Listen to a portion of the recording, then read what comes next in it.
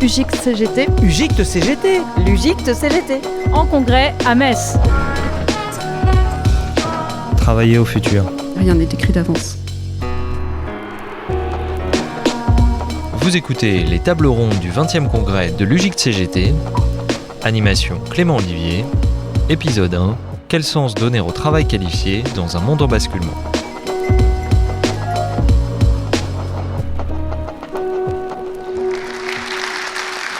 Merci à la présidence, bonjour à toutes et à tous. Première table ronde en effet de ce congrès pour s'interroger sur le sens à donner au travail qualifié dans un monde en basculement, en lien avec la partie 1 du chapitre 2 du projet de document d'orientation.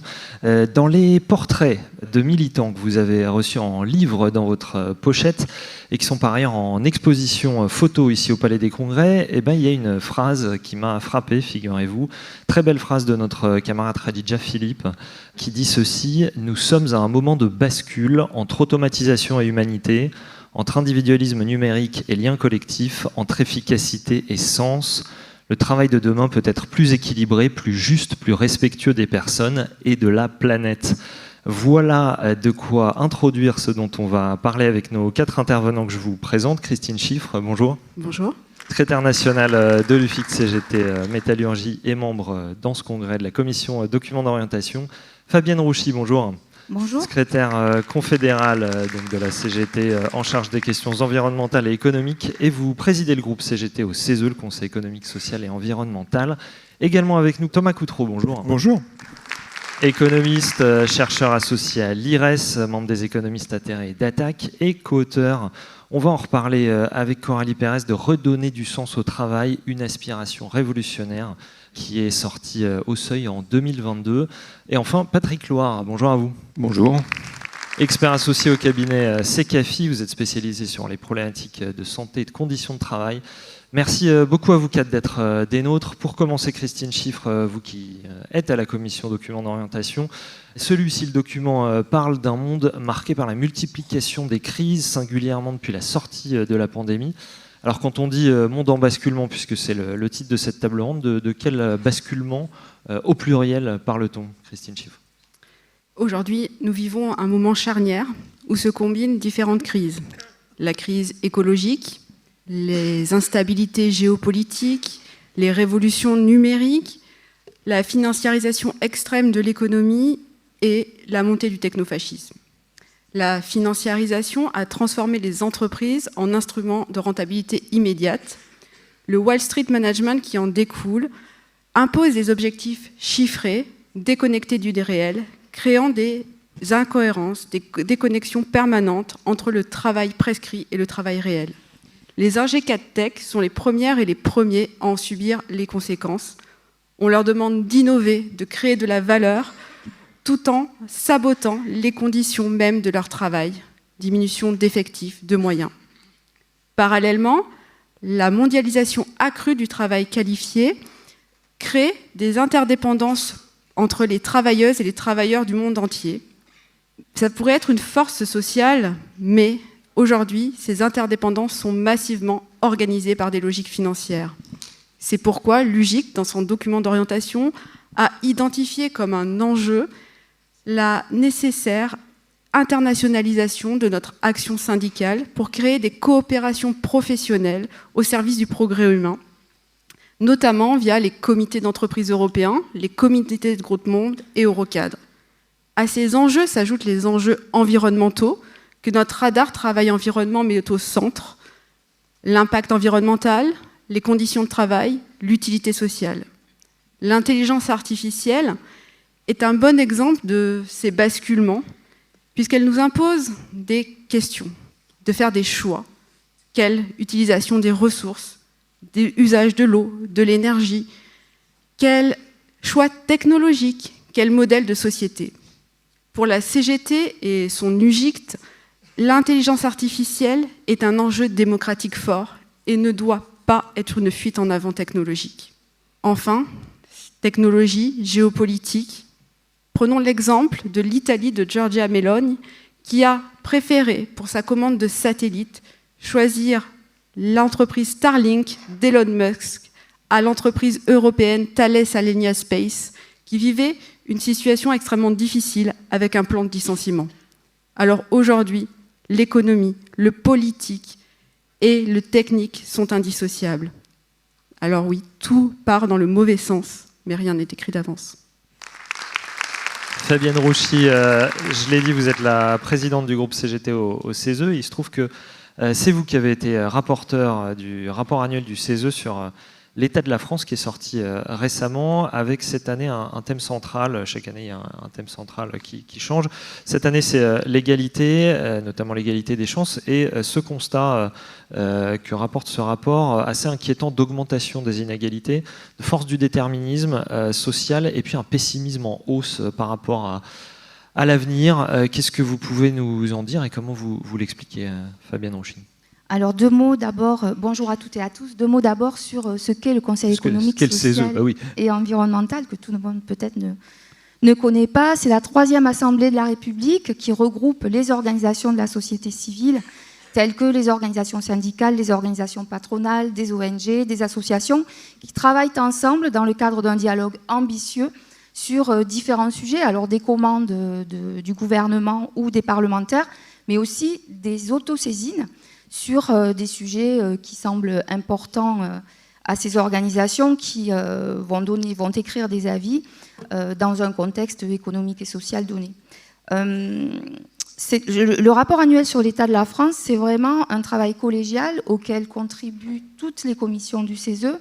Cette année, effectivement, on a choisi le thème de l'égalité des chances, est-elle un mythe ou une réalité ? Dans le prolongement du rapport annuel de l'année dernière qui, lui, traitait de démocratie. Donc nous nous basons sur un sondage Ipsos pour donner au pays, en fait ce rapport annuel c'est vraiment un miroir tendu au pays par la société civile organisée qui donne une photographie de l'état d'esprit des Françaises et des Français, qui les questionne à la fois sur leurs préoccupations. La première préoccupation des Françaises et des Français dans le cadre de notre sondage, ce qui est remonté, c'est vraiment leur santé et celle de leurs proches. On voit bien le lien avec les politiques publiques, le fait que les budgets de l'hôpital sont coupés, qu'il y a des déserts médicaux, etc. La deuxième préoccupation, qui est très frappante pour nous aussi à la CGT, c'est le pouvoir d'achat. On a un Français sur deux qui nous explique qu'il a juste assez pour répondre à ses besoins essentiels en termes de pouvoir d'achat, et 1 sur 4 qui dit qu'il n'y arrive pas. Donc quand même un sujet très très important. Ensuite vient en 3e position la situation politique, c'est en hausse de 8 points par rapport à l'année dernière, la situation économique, la situation géopolitique, encore derrière, malheureusement, les questions environnementales, et loin derrière, les questions d'immigration. Contrairement à ce que certains et certaines voudraient nous faire croire, ça n'est pas du tout une des premières préoccupations de nos concitoyennes et de nos concitoyens. Un pessimisme record, 74% d'entre elles et eux qui considèrent qu'ils s'inquiètent énormément pour l'avenir du pays, plus 11 points par rapport à 2024. En un an, ça prend 11 points. 11 points, tout à fait. Et par rapport à d'habitude, c'est vraiment... c'est beaucoup, ça a beaucoup augmenté. La situation politique, la préoccupation par rapport à la situation politique prend 8 points. Donc on voit bien qu'il y a aussi un lien avec l'instabilité politique et gouvernementale, puis la puissance du déterminisme social. Il faut aujourd'hui 6 générations dans ce pays pour passer d'un milieu populaire à la classe moyenne, contre 2 générations dans les pays nordiques, et une réalité vécue d'impact des inégalités sur la vie quotidienne, puisqu'on a 70% des Françaises et des Français qui nous expliquent qu'ils ont vécu une situation d'inégalité des chances, et 40% qui dit que ça a eu un impact très négatif sur sa vie. Des inégalités qui ne cessent de croître. On a analysé un certain nombre d'indicateurs dans ce rapport, un certain nombre de politiques publiques aussi, leur évolution, et on voit que toutes les inégalités augmentent. Donc on a fait quelques focus, les inégalités de genre qui persistent, qui continuent à augmenter, les inégalités par rapport au décrochage scolaire, par rapport à l'emploi, l'accès à l'emploi, des inégalités qui concernent face au dérèglement climatique, et bien sûr les inégalités patrimoniales. Ça a été beaucoup dans le débat public, mais on a aujourd'hui 60% du patrimoine net qui est possédé par 10% de la population. Donc des critiques très fortes vis-à-vis des politiques publiques qui concernent cette égalité des chances. 75% des Françaises et des Français considèrent qu'elles ne sont pas efficaces et 40% qu'elles creusent même les inégalités. Donc vraiment une critique forte vis-à-vis des politiques publiques et même des élus qui les votent ou des gouvernements qui les mettent en place. Donc dans ce contexte-là, le CESE fait des recommandations, certains types de recommandations. Par exemple, il considère qu'il faut utiliser la fiscalité du patrimoine pour réduire les inégalités. Nous savons que sur les 40 prochaines années, 9 000 milliards d'euros de patrimoine vont être transmis. Donc il y a peut-être là un levier pour pouvoir réduire les inégalités. L'amélioration des conditions de scolarisation qui est nécessaire, la réindustrialisation aussi du pays dans le cadre d'une stratégie coordonnée entre l'État, les filières, les collectivités pour recréer des emplois stables et de qualité, en particulier dans les territoires qui se retrouvent vraiment désertés. Et puis la lutte contre les stéréotypes de genre, la revalorisation des métiers féminisés, une politique publique ambitieuse pour la transition écologique, qui peut être aussi un levier d'inclusion. Et donc au final, la recommandation est une préconisation forte de vraiment mettre en place dans le pays une véritable politique d'égalité républicaine qui soit assise sur le développement des services publics en corrélation avec l'évolution des besoins de la population pour plus de justice fiscale, sociale et environnementale. Ce qui est assez impressionnant, c'est que vous arrivez à faire signer ce genre de choses par le MEDEF au CESE. Alors, ce rapport, il a été voté à l'unanimité par toutes les conseillères et tous les conseillers du CESE. Il y en a d'ailleurs certains qui font partie du groupe CGT dans cette salle. On peut saluer le travail aussi des camarades dans le cadre de cette troisième assemblée qui nous semble, même si tout ce qu'elle produit est insuffisamment utilisé, les élus, les parlementaires, le gouvernement pourraient davantage s'approprier nos travaux. C'est vraiment un exercice de démocratie qui nous semble être utile au pays. Et qui, peut-être ce constat que vous faites, on pourrait dire que c'est une illustration de ce monde en basculement. Thomas Coutreau, si on se concentre avec vous sur le sens au travail en particulier, dans ce livre, Thomas Coutreau, que j'ai cité, qui s'appelle « Redonner du sens au travail, une aspiration révolutionnaire », le sous-titre est très important. Avec votre co-autrice Coralie Pérez, vous définissez le travail comme, je vous cite, « l'activité organisée par laquelle les humains transforment le monde naturel et social et se transforment eux-mêmes ». Très belle définition. Question donc du sens du travail, du sens au travail, qui a émergé assez fort dans la période post-Covid. Mais vous montrez dans vos travaux qu'elle date d'avant. Quels sont vos grands résultats auxquels vous êtes arrivé, Thomas Coutreau ? Oui, en fait, avec Coralie Pérez, on a commencé à travailler sur cette question, surtout elle d'ailleurs, à la fin des années 2000, c'est-à-dire au moment de la crise financière. Elle menait des entretiens dans des entreprises auprès de salariés qui avaient perdu ou quitté leur emploi. Et ce que lui disaient les gens massivement, c'était « Mon travail a perdu son sens, j'en pouvais plus travailler dans ces conditions. Alors je suis parti où j'ai été licencié, mais j'étais quand même bien content de m'en aller parce que c'était plus possible. » Et on voyait systématiquement des situations de restructuration, de prise de contrôle d'une PME par une grande multinationale avec un changement des modes d'organisation et de gestion, ou bien l'application des réformes néolibérales dans le service public. Et la perte de sens de travail, elle se traduisait par l'impression qu'on pouvait plus, que ce qu'on faisait n'était plus utile, on ne voyait plus à quoi ça servait, on était obligé de faire des choses contre nos valeurs, notre éthique personnelle ou professionnelle, ça c'est le problème de la cohérence éthique, hein. Et puis on était amené à être cadré de plus en plus par des process, du reporting, des consignes très détaillées et à perdre de l'autonomie dans le travail. Ça aussi, c'est quelque chose qu'on voit dans les enquêtes sur le long terme, les enquêtes du ministère du Travail sur les conditions de travail. On voit que l'autonomie est reniée de plus en plus systématiquement, y compris d'ailleurs à des niveaux élevés de qualification. Donc voilà, la perte de sens du travail, c'est la façon dont le management actuel attaque le sentiment d'utilité sociale, le sentiment de bien pouvoir faire son travail en cohérence avec ses valeurs, et puis la capacité de se développer, d'apprendre dans son travail.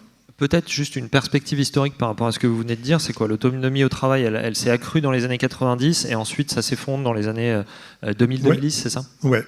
Au moment dans les années 90 où on met en place ces nouveaux systèmes de travail, on informatise la gestion des entreprises, et donc ça crée un peu de confusion. Enfin, voilà, c'est des systèmes qui n'étaient pas encore stabilisés, donc du coup, les entreprises ont dû faire appel à l'autonomie des salariés pour les mettre en place. Mais une fois que ces systèmes ont été en place à la fin des années 90, eh bien, ils sont entrés en régime de croisière, et on a assisté à une routinisation du travail, à la mise en process, ce qui est bien décrit dans beaucoup d'études sociologiques sur l'organisation du travail aujourd'hui, et donc ce sentiment de dépossession du sens du travail. Ce qu'on a montré, c'est que ce n'était pas seulement un discours ce que j'appelle une émotion de masse, c'est-à-dire qu'on voyait vraiment dans tous les discours, et chaque fois qu'on discute aujourd'hui encore dans des réunions, dans des conférences, etc., on a sans arrêt ce retour des personnes qui nous disent « Ah mais c'est vraiment ça que je suis en train de vivre ou que je vis depuis 10 ans. » Bon. Donc c'est une émotion de masse qui se traduit dans les comportements individuels par des choses très précises. Une augmentation du risque de démission, on a pu chiffrer ça avec les données statistiques. Alors, tout le bouquin est fondé sur des enquêtes statistiques et des calculs économétriques. On a pu montrer que le taux de démission est augmenté de 30% pour les personnes qui vivent une perte de sens de leur travail. Aussi un risque pour la santé mentale, un risque massif pour la santé mentale, avec une multiplication par 2 du risque de dépression. Alors, comme vous voyez aujourd'hui la flambée des arrêts maladie dont se plaint le gouvernement, ça dure depuis plusieurs années, et manifestement, c'est lié à des problèmes de santé mentale de longue durée, des dépressions professionnelles, qui ne sont pas reconnues comme professionnelles, mais qui donnent lieu à des arrêts maladie de longue durée. Et là, on a une véritable épidémie qui est liée, selon nous, et on essaie de le documenter avec les données, qui est liée à ce sentiment de perte de sens, ce sentiment massif de perte de sens du travail. Donc si on voulait réduire les problèmes de santé mentale dans notre pays, il paraît que c'est une grande priorité nationale, a dit le président Macron, au lieu de culpabiliser et de harceler les médecins qui font des prescriptions d'arrêt de travail, on ferait mieux se préoccuper des conditions de travail, de l'organisation du travail dans les entreprises. Et alors, juste pour donner une piste, parce que c'est quand même... on peut faire un constat très pessimiste, mais il y a quand même des pistes dans les recherches qu'on a pu faire qui montrent qu'il y a des pistes d'amélioration. On peut trouver des solutions. Et la grande piste qu'on a identifiée, nous, dans les travaux, c'est la consultation et l'association des salariés aux décisions, notamment de changement organisationnel. On a pu, là encore, évaluer statistiquement que quand on demande leur avis aux salariés avant de mettre en place un changement organisationnel, et surtout quand les salariés sont écoutés, c'est-à-dire quand ils nous disent dans les enquêtes « Oui, mon avis a été pris en compte, j'ai vu la répercussion de ce que j'ai dit dans la mise en place du changement », là, les gens vont mieux. C'est-à-dire, ils vont même mieux que s'il n'y a pas eu de changement du tout.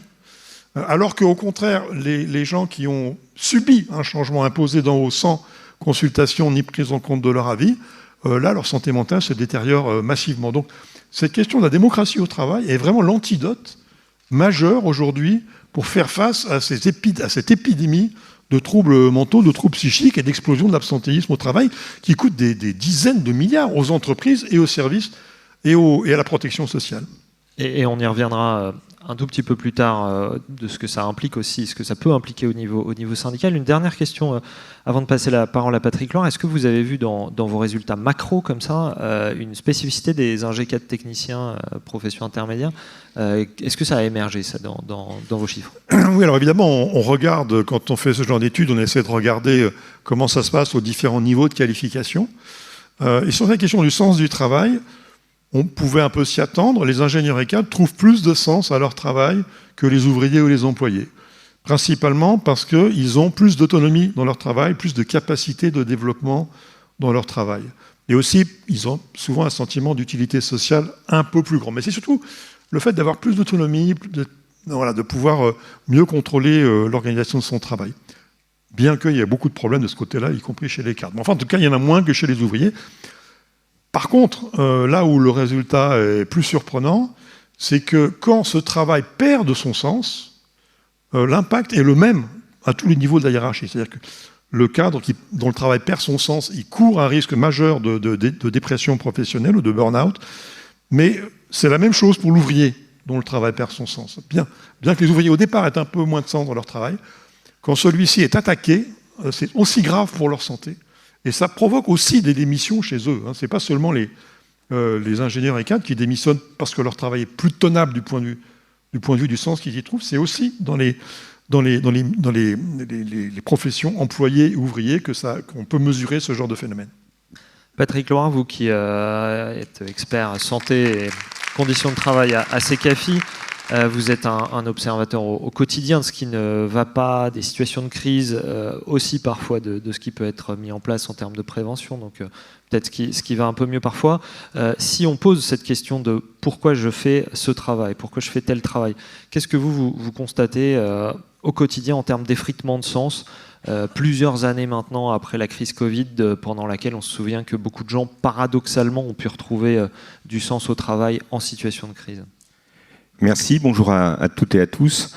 Donc effectivement, moi en tant qu'expert auprès des instances, que ce soit les CSSCT dans le privé ou les F3SCT dans le public, au fond, je suis le témoin au quotidien de ce que vous avez décrit. Et les constats, effectivement, alors si on prend dans le cadre de la fonction publique ou dans le monde du soin, le monde associatif, on a effectivement, et ce qui me surprend, c'est de manière très rapide, dès les premières années d'entrée dans la vie professionnelle, une perte de sens assez forte en lien avec l'érosion, pour pas dire la baisse drastique des plafonds d'emploi. Donc concrètement, on a des salariés, des agents publics qui n'ont plus les moyens de faire le travail qu'on leur demande, et donc un processus qui se met en place de qualité empêchée, enfin de tout ce qui va fabriquer en fait cette perte de sens et les burn-out que vous évoquez. Donc ça, c'est vraiment un phénomène majeur. Et le constat, alors c'est basé, j'ai pas comme vous fait des études, enfin quand je dis vous, je parle à vous Thomas, des études sociologiques massives, mais moi ce qui me surprend, c'est, encore une fois, je l'ai dit tout à l'heure, mais c'est, je pense, dans la fonction publique, quand on a des jeunes agents qui sortent de concours, et ils sortent de concours 2 ans, 3 ans, et ils sont déjà dans cette expression de souffrance, et je crois que je n'observais pas ça il y a encore une dizaine ou une quinzaine d'années, j'ai pas précisé, mais j'interviens depuis plus de 20 ans sur ces questions-là, donc ça c'est un phénomène qui m'intéresse. J'y vois d'ailleurs un paradoxe, c'est peut-être le fait que cette souffrance devient très très forte, mais c'est peut-être aussi, c'est une source d'espérance de ce point de vue-là, c'est peut-être aussi une exigence plus grande de cette jeunesse-là, que notre génération, par exemple, n'exprimait peut-être pas de manière aussi marquée. Ça, c'est un premier point. Le deuxième point, je voudrais rebondir un petit peu sur ce que vous avez dit sur l'autonomie. J'ai un regard un peu différent, au sens où je vois dans l'autonomie aujourd'hui, dans les secteurs que je suis, une forme de paradoxe, où il y a, je vais prendre un exemple très concret, dans le monde, certains d'entre vous, je crois, travaillent dans ce secteur, dans le secteur de la santé ou dans le secteur de l'accompagnement, des mineurs, enfin, toutes ces structures associatives, vous avez l'explosion de ce qu'on appelle le mode dégradé. Comme on ne peut plus faire, moi je trouve ça affreux du point de vue du travail de poser comme ça cette notion de dégradé. Rien que le mot me choque un peu.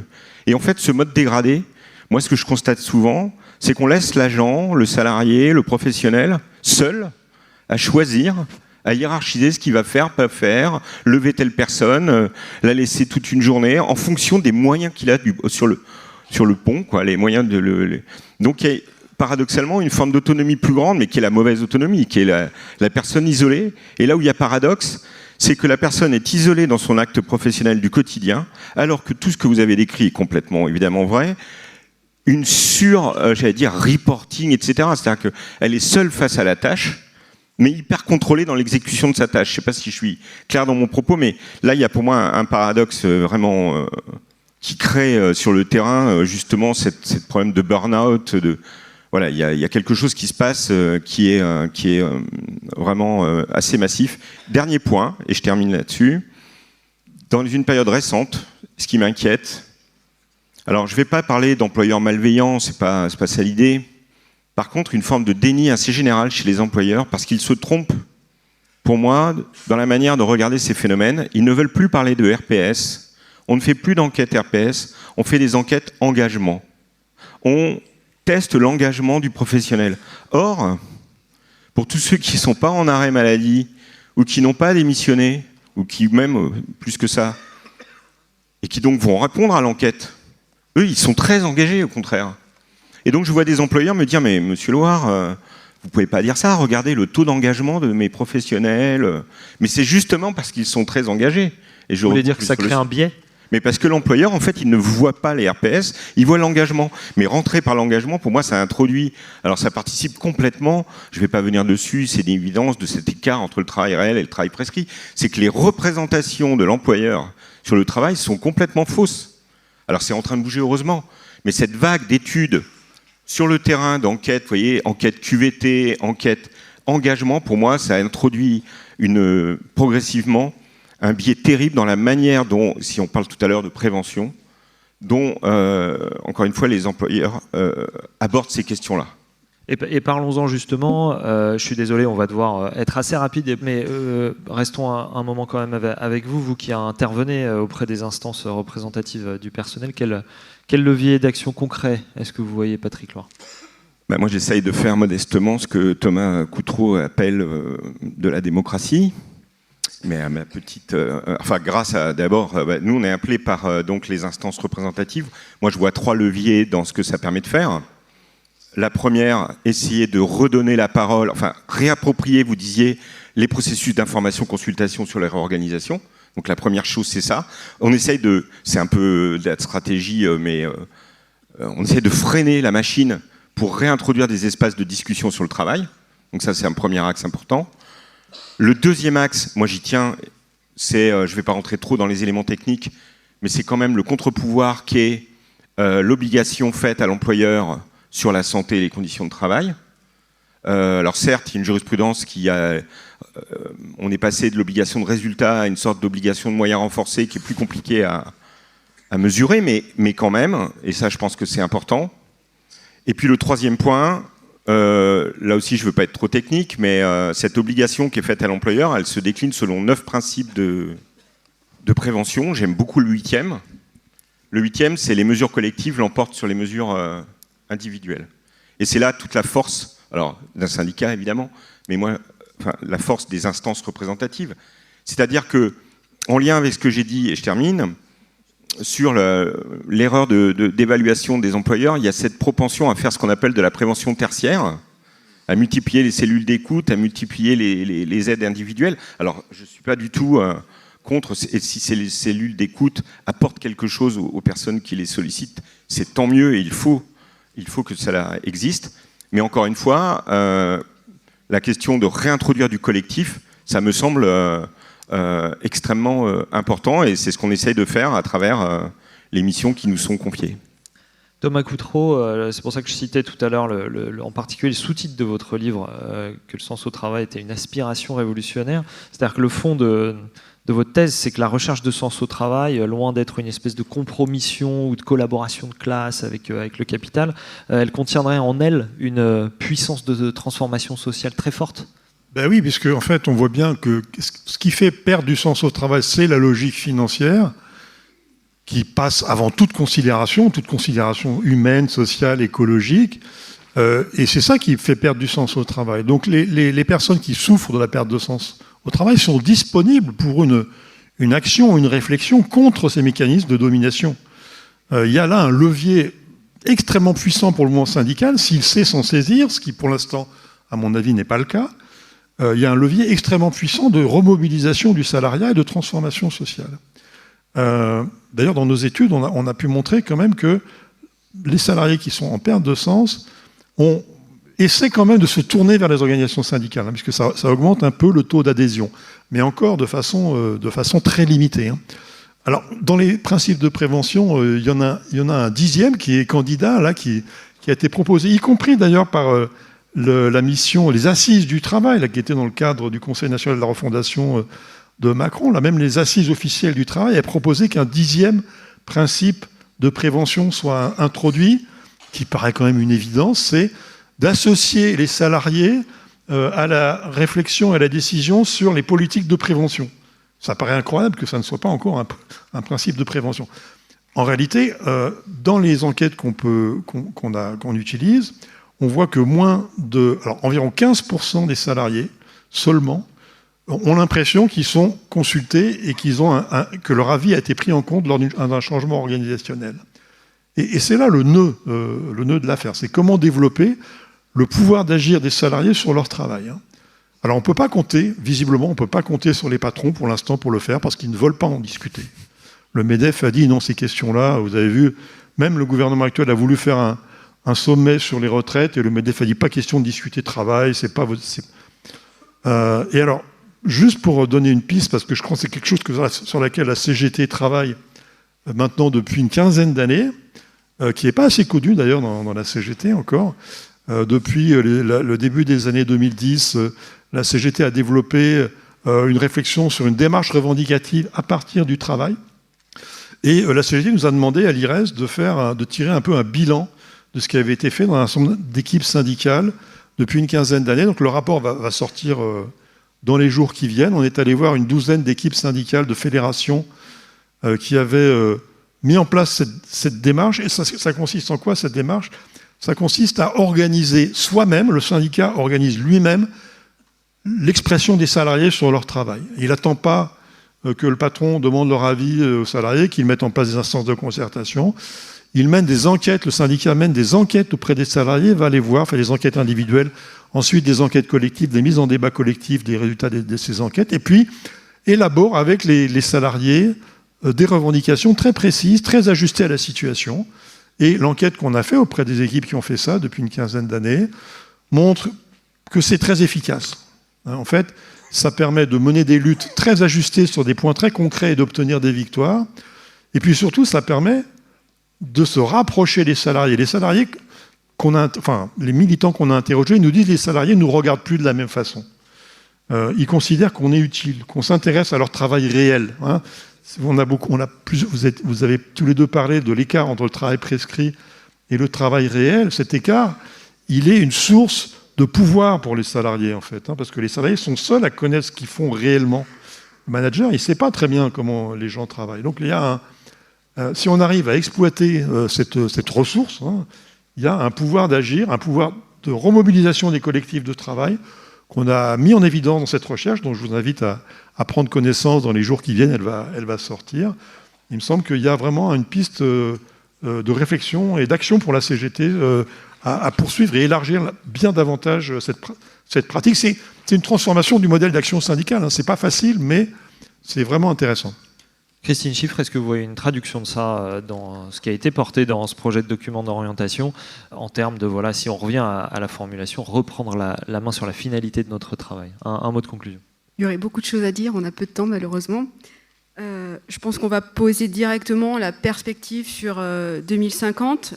Pour ça, je peux m'appuyer sur le baromètre UGIC des professions intermédiaires, qui, pour plus de 50% d'entre elles, elles ont identifié les défis climatiques, les conflits armés, les défis démographiques, et dans le même temps, ils et elles nous disent que leurs employeurs ne les anticipent pas. Alors on est un petit peu comme dans le film Don't Look Up, on voit la comète arriver, on a l'expertise pour l'éviter, mais les logiques financières nous en empêchent. Donc aujourd'hui, l'UGIC CGT a posé dans son document d'orientation une nécessité, celle de construire les conditions pour une transition, une transformation sociale et écologique juste. Pour cela, il nous faut gagner un droit de refus et de proposition alternative, un véritable devoir de vigilance qui a été attaqué la semaine dernière au Parlement européen, malheureusement, et une internationalisation de notre action syndicale. Alors, tout est lié. On ne relèvera pas les défis qui nous attendent en dégradant nos conditions de travail, en faisant perdre le sens, en faisant accroître la souffrance au travail. Il nous faut définanciariser les entreprises pour redonner du sens au travail et relever les défis de 2050. Fabienne Rouchy, qu'on a moins entendu pour des raisons de timing tout à l'heure. Je voulais juste conclure pour dire que de toute façon, nous sommes dans une période où le monde du travail est très vraiment à la peine, quoi. Et on voit aussi en ce moment les discussions sur le PLF, le PLFSS. Ce sont toujours les travailleuses et les travailleurs, les retraités, qui sont, auxquels on fait porter beaucoup de charges, en fait.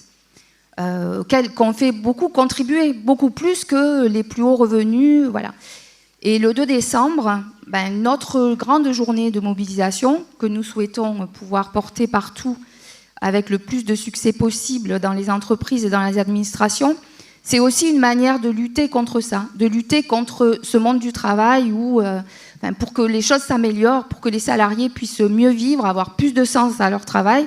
Et j'ai juste une pensée pour les collègues des finances publiques, puisqu'on a parlé de suicides tout à l'heure, par exemple. Voilà. Les suicides se multiplient dans cette administration-là, alors que dans le PLF, il est prévu de supprimer encore 600 emplois. Donc bien sûr, ça n'est pas un cas isolé, malheureusement.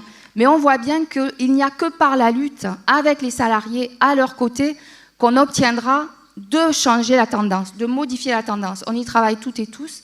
Bon, il faut juste qu'on continue à avoir le courage de poursuivre. Merci encore à vous quatre. Christine Chiffre, Fabienne Rouchy, Thomas Coutreau, Patrick Loire. Merci à vous, congressistes dans la salle, pour votre qualité d'écoute. Et pour ma part, je vous retrouve pour la prochaine table ronde. Ce sera sur les conditions de travail.